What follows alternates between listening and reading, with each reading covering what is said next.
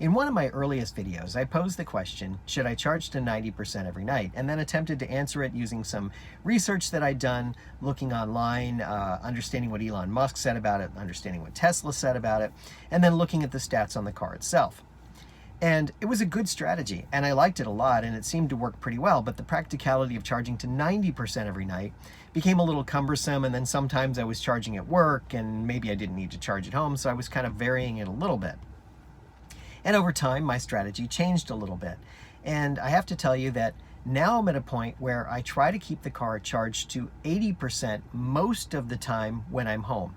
Look, the pandemic changed a lot about how we think about driving and getting out and doing things. And I realized that sometimes early on, I was keeping the car, I would charge it to 80%, then just leave it unplugged until it dwindled down to closer to 20%. And it didn't matter if I drove it or didn't drive it, I would just let it go back and forth between it. And I was using my car as a home office, and sometimes it was plugged in and sometimes it wasn't. And that's the way it was kind of working for a period of time. Now, was that effective?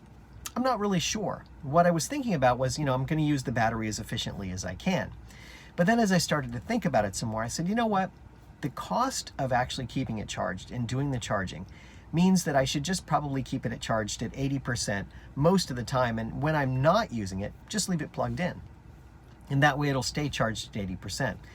The car itself does a remarkable job of managing the energy consumption and keeping track of things. So when you leave it plugged in, it's actually drawing energy at times when it thinks it needs it. So it will draw a little bit of energy, as I mentioned in that video, when it just does software updates, or it's just keeping track of the cooling of the car, or the cooling of the batteries, or doing any little function that it might need to do. So it will drain a little bit of battery just by sitting idle in your garage. So by leaving it plugged in, you're allowing it to get that little bit of energy to just keep it running and make sure that it always stays at that 80%. So you may leave it plugged in and it says 80% and it still says 80% a week later, but it's just drawing a little bit of energy. Maybe it's drawing half a kilowatt hour or 1 kilowatt hour at any given time. And so you can't really keep track of that because it just turns on for a second, draws a little bit of energy, turns back off, and then just kind of replenishes itself. So it's a really much more complicated thing than just charging and discharging. And it's kind of interesting how that works because it doesn't quite work like a phone. I was thinking about it in terms of like a phone, because a phone, you go from 80 to 20 and you use the battery and that's the way it works.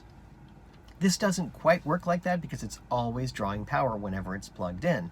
And you can plug it and unplug it as you need to. So it's kind of an interesting little thing that the car does because it's drawing power at various times. So it's kind of neat. And it really does make it kind of interesting the way the whole system works, because you really can't think about it in terms of just, oh, I'm going to charge it to this level and then cut it off, and then I'm not going to charge it again until it gets back to this level. What you're going to pay for charging is what you're going to pay for charging. That's all there is to it. There's no way to kind of control that in a way. You're paying the 11 cents a kilowatt hour at home, or whatever your rate is. You're paying the 25 cents when you're on the road. You're paying whatever it is. And you're trying to charge enough to just keep going to your destination if you're traveling, and if you're home, just to keep the car charged. Now, of course, a battery goes through a number of cycles. A typical battery has a set number of cycles that it can go through between charging and recharging. And you can manage that and extend it a little bit by just continuing to charge efficiently. But remember that the car is also doing that for you. So by plugging in and unplugging, the car is doing more of that than you can do manually. So while I'm saying, hey, I always want to go between 80 and 20 because that's the best way to manage the battery, and that's true for the battery itself, but for the charging cycles, you just want to leave it plugged in when you're not going to be using it for some period of time, because the car will manage it and the computer control will keep track of all of that information and do it for you.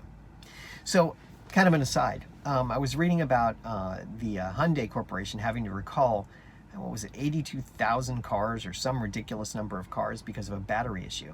And it's funny, when you read the story, you realize that there's a software problem. They didn't manage properly the battery usage for the type of battery that they have in the car. And if you really read into it, you understand what's going on there as far as that goes. LG actually creates the batteries for Hyundai. And Hyundai has a software switch that they do to manage the battery. So if you charge to 100%, it should do some very specific things to turn the controls on and off, much like the Tesla or the VW or any other car does, or all the GM cars will be doing as well. you want to be able to do that. But for whatever reason, they had a software glitch that didn't allow them to do that. Now, LG had warned Hyundai when they first started that could be a problem, and they needed to think about their batteries differently. But I don't know what the details were, but apparently Hyundai didn't listen, and so this became a problem. Now they have to replace all the batteries in these cars, and that's just a shame. I mean, it's an expensive proposition to replace the batteries in all these cars for no real benefit. If there was a benefit to it, sure, but there's no benefit. This is a safety feature. And it doesn't mean that the batteries themselves are unsafe, doesn't mean the cars themselves are unsafe. There's some sort of a connection issue where when you go to charge the car, it could overcharge and actually cause an electrical fault and cause a fire. Now, there have been other cars that have had problems over the years with the battery charging, but they've managed to work around those for the most part because the software was solid enough where they could create a software patch to fix the problem and work around it. And that's what's really interesting. Tesla is one of those companies that can create a software patch that can work around issues like that. So it's kind of cool when you think about it. The physical nature of the battery, if Tesla or GM or VW or any of these cars found a problem with any of their software, they can fix it in real time and not have a battery issue. It's kind of cool. You know, that's one of those things that's really kind of cool. They don't have to have the factory recall to fix it. Now, in some cases, that won't be the case. But for the most part, they can fix it just with the software update. And I just find that really amazing. So as far as I'm concerned, continuing to charge my car to 80% and leaving it plugged in whenever I'm not using it, and that's extended periods of time. And then when it's out, let it go down to as low as 20% and then just plug it back in. Once in a while, this car needs to be driven like any car. And you need to get it out on the road. You need to charge it to 100%. You need to go ahead and take a longer road trip and let it drain down, because it's using the battery efficiently. And I think that's the most important lesson to take away from this, is you want to use your battery efficiently. You want to drive it. You want to take it out. You want to enjoy it. And you want to make sure that you're using the battery and charging as efficiently as you can. And that's what I take away from it. Now, a couple other things I just wanted to talk to you about, and they're sort of related. One was, I was reading an article and it kind of caught my attention that Volkswagen, I mentioned them a couple of times here in this little video, they, as part of their 2016 legal agreement over their fudging of the diesel numbers on their cars, that's when they decided to get into the electric business, because that was part of their settlement, that they had to actually do something better to kind of counteract for what they did to the environment. So what they agreed to do was get into the electric business, so now they're producing more electric cars, and they also helped found the company that's called Electrify America. I didn't know that they were the founders of that company. So you see the Electrify America charging stations around the country, and you realize that that's part of the VW program. So they're actually building their infrastructure out as well in their own way. And I think that's pretty neat, because now Ford has a plan for infrastructure, Tesla has theirs, Electrify America has theirs, and you're seeing other states and communities pop up. I heard, I think it was Shell was planning on putting more electric charging stations in their Shell stations. There are more stations that allow for level 2 charging. That's the fast charging. Home charging is the level 1. Fast charging is the level 2. They get you a pretty good charge, pretty fast. And then there's the level 3 charges that can go really fast, and that's where like Tesla's Superchargers are, that they can charge at like 150 kilowatt hours or more. So I think Shell was thinking about making level 3 charging stations so you could be in and out of a Shell station very quickly.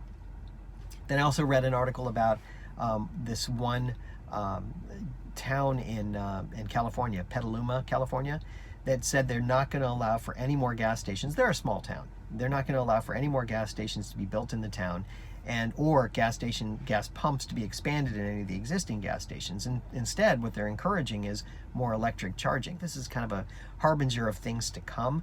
Yeah, it's California, so they live by their own rules in that sense, but I think there's more coming in that way, where there's going to be more electrical charging stations that come up.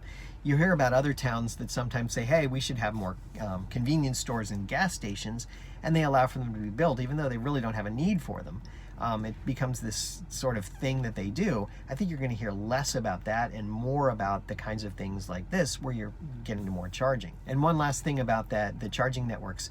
I did see that one of the charging companies is going to be putting Tesla chargers, the Tesla charging ports, on their chargers, rather than having to use the converter type, where you have to convert from their type, the J1772, to the Tesla charger. They're actually going to be putting a Tesla charger on their Tesla, licensed it out to them, so they'll be able to provide a charging network that's different and broader than what's out there. That's pretty cool. So one other thing that I picked up on was Tesla has, I guess they closed one plant in California. They're opening a bigger plant in Texas for producing cars. They're trying to produce a lower end car that's a cheaper car now. They're trying to do more things and make more inroads in the marketplace. And the funny thing is, when you read their financial reports, you realize that they're actually losing money on the car division. They're not making money on it. Maybe they will in the future with some of these cars that they'll be producing, but they're really not making much money there. Where they're making their money is between their charging network, where they're charging for you to use electricity, and then also for their tax credits. The U.S. government had said that they were offering tax credits as an incentive to get people to buy cars, and then individual states were also offering tax credits. And every car manufacturer had to take some amount of those credits in order to qualify to sell cars in those states in the country. It's a little complicated, but that's the nature of it. But since some car manufacturers weren't producing electric cars, they were selling their credits to Tesla. Tesla was buying them, and that saved them money in the long run. So they were actually making money on the transaction by helping these other car companies. So kind of interesting that they had a means of making money that was a little abstract and different than you might think. So they were doing that, and they were making a little money on the turnaround on those things. Well, of course, now more companies are making electric cars, and will be, so Tesla won't be able to buy those credits the same way. So they have to find new ways to make money on their cars. So as they get the efficiency down on building the cars, they should be able to turn a profit on them more effectively. So I just found that kind of interesting, the way they're doing that. Also, Tesla got back federal tax credits. They had used them all up through the end of last year, but Biden signed into law a new incentive package, so Tesla gets $7,000 in tax credits again. So if you're looking to buy a Tesla and you'd like that $7,000 tax credit, now's a good time to buy the car, because they've got them again for, I think it was 500,000 cars or so. So great opportunity to buy some more cars and buy cars and get the tax credits. So it's a really big incentive. So I see the nation moving in a direction where we're getting more charging. So we all need to be more efficient and think about how to charge our cars and how to use them efficiently. I understand that for some people, especially people not driving Teslas, I understand for Tesla owners, sometimes the superchargers get crowded. Get that.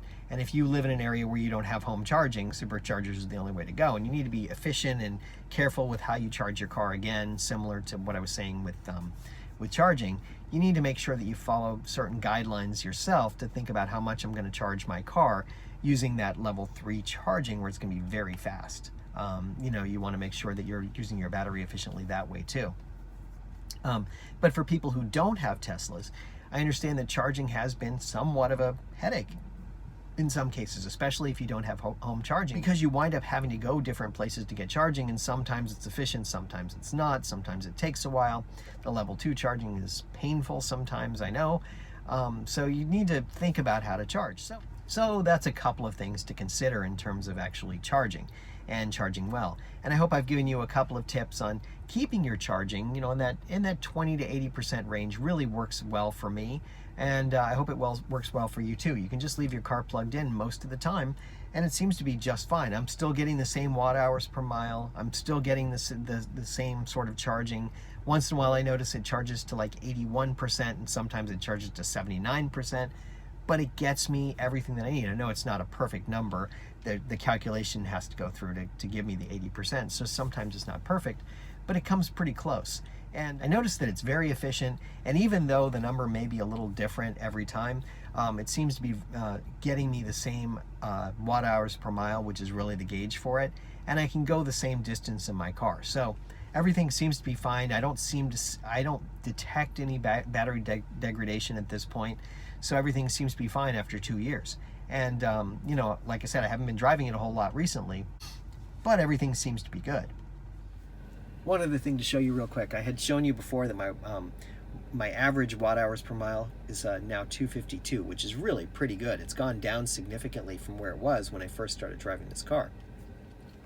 I also noticed that for the life of the car, I'm down to 237 watt hours per mile for the life of the car, which is much lower than it was when I first started. So I've done really well with managing the car and keeping the watt hours down, and it actually means that I'm driving the car fairly efficiently at this point.